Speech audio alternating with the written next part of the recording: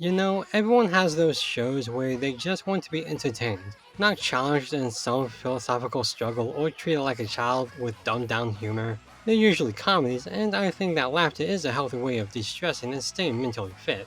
With that said, what better way to calm down than to watch a show about people working at a high maintenance restaurant? Working is one of those shows that can help you just relax. It's a simple premise.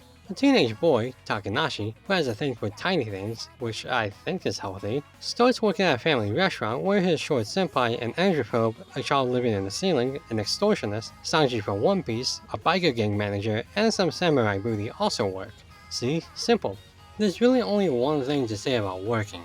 It's just a fun show. It doesn't stoop to childish humor, but it's not complex enough to warrant a deep analytical discussion. Not that that's a bad thing. It's nothing more than an absurdist caricature of one of the most hard-working industries in the world. It's charmingly funny. It's not bombastic, it's not overly serious, and it's not stupidly handholdy. There's a legitimate appeal to the show. It's just an entertaining, charismatic time. The characters are exaggerated, but still reveal so much personality with their interactions with one another. For example, the relationship between Takanashi and Nanami, the androphobe, starts off rocky, not out of dislike for each other, but how both of them were raised, and they eventually work together to improve their relationship over the course of the show.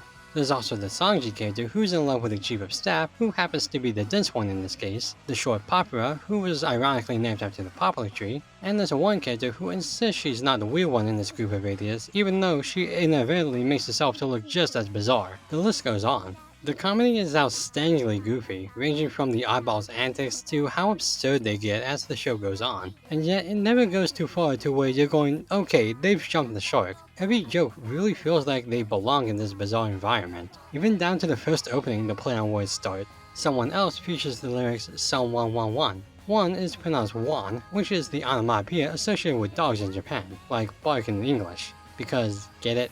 Wan, dog, work you like a dog. It's so stupid, but it's still so clever. That's not to say the comedy is perfect, it does have its faults, like the slapstick isn't too pronounced or aged particularly well. Not every joke hits, as par for the course, and when it boils down to it, this is simply a workspace comedy, which isn't everyone's cup of coffee. I'm sure if you worked in the industry, this may even be closer to a documentary than fiction, but on the other hand, documentaries can be funny too.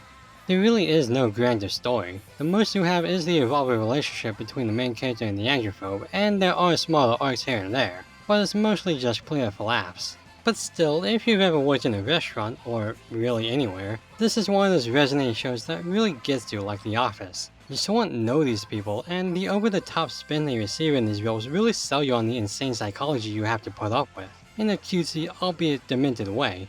And yes, it is ironic that a show about working could be a decent way of spending your leisure. If you want to turn your brain off for a good half hour or so, working certainly delivers.